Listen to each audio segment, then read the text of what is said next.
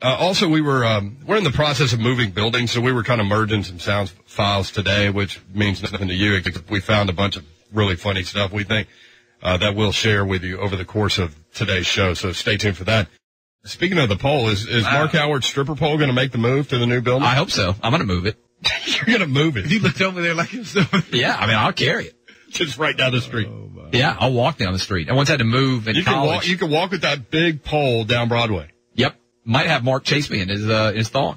Oh. Be like a parade. What a sight that would be. Oh, man. Text to landline stuff. He's on vacation. I'd forgotten that we did this and that you guys did this, but JT found some interesting text to landline messages that we had back in the day. Hey JT, this is Monch. I would like to offer you the wide receiver gig. Text me back a yes or no. Did you accept? I think JT accepted. He's shaking his head no. What else you got? Snowing and sticking in Hendersonville. Uh-oh. Snowing cats and dogs. Not today. People are panicked already. They just heard that. They're like, oh, my God, we got to get out of here. That's a text to landline woman. Yeah, that says it's snowing in Hendersonville. What else does she say? You got two more? Chris Palmer? Holy crap. I'd rather have Robert Palmer. Is this a twisted joke? Nuts and bolts, we got screwed. That's really funny. Clay can be the hygiene coach. Clean balls win championship. Oh! Speaking of hygiene. I don't remember that one. That's true, though.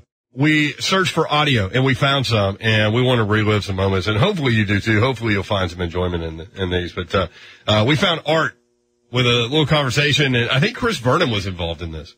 That gentleman you're just talking to, is he on the radio? Yes. You know the difference between an ugly woman with a good attitude and a pretty woman with a bad attitude. Any smart man going to stay away from both of them.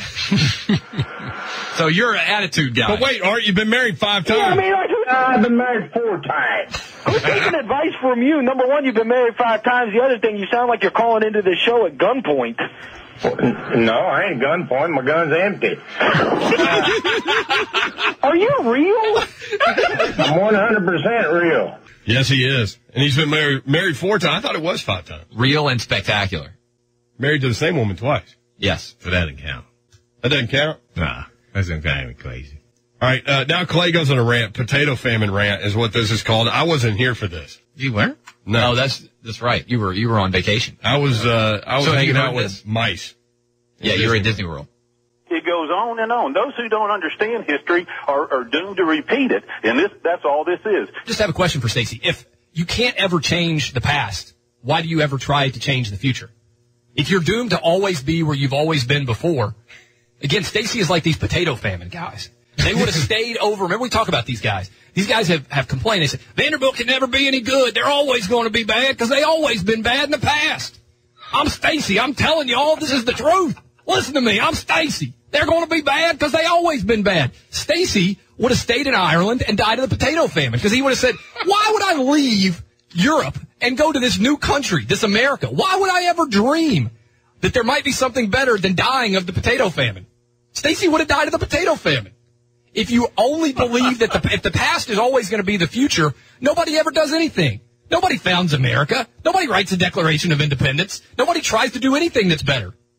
We're all still sitting in a cave trying to kill a saber-toothed tiger in a loincloth. Come on now. That's really funny. That might be the truest thing I've ever said.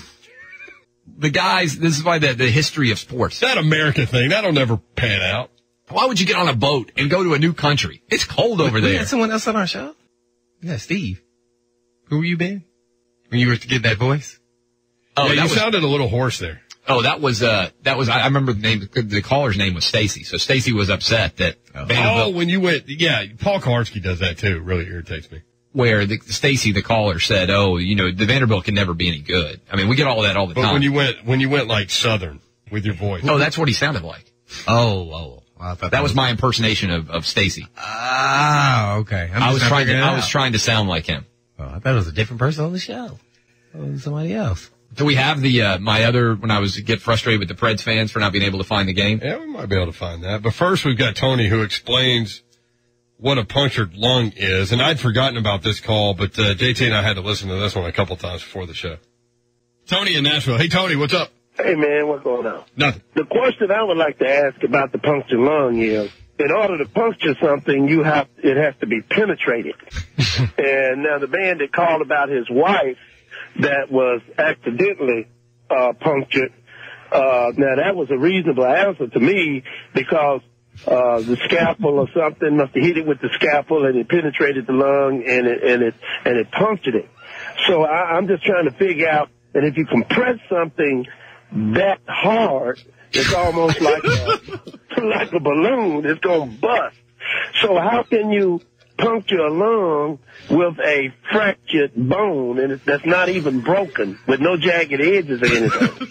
That's what I mean, help me out here. I'm trying to figure this thing out here. Oh my goodness. That was about Tony Romo's punctured lung. And then we had a caller that actually is a friend of mine whose wife was in the hospital for a punctured lung. She's okay now, come to find out, which is good.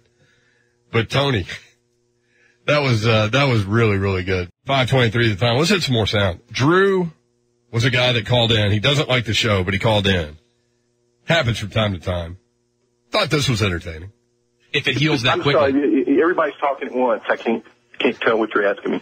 Yes, that's a frequent problem here. How does Whoever can say something intelligent, y'all go ahead. Thanks, Drew. See you. Several people on Twitter want to hear Tony again. Do you have Tony again? Or did you already get rid of Tony? All right, this is about Tony Romo's punctured lung, and Tony called in. He had it all figured out. The question I would like to ask about the punctured lung is, in order to puncture something, it has to be penetrated. And now the man that called about his wife that was accidentally punctured, now that was a reasonable answer to me because the scalpel or something must have hit it with the scalpel and it penetrated the lung and it punctured it. So I'm just trying to figure out that if you compress something that hard, it's almost like a balloon. It's going to bust. So how can you puncture a lung with a fractured bone and that's not even broken with no jagged edges or anything? That's what I mean, help me out here. I'm trying to figure this thing out here. It doesn't take much with us. No, but the way he says fractured bone kills me every time. Got you over in tears. Just isolate the He had a tremendous amount of emphasis on the word bone. Well, and the fractured. JT says that he's been working on a laugh track, and this is apparently just me laughing. Is that what it is? And he says he wants to make it his ringtone. I can't wait to hear this.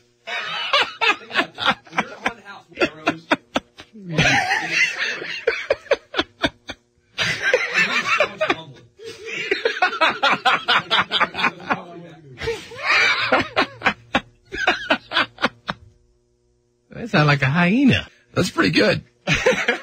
He's got it piped down too in the background, so you're the focus. People get on me for laughing all the time, but what do you want me to go through life crying?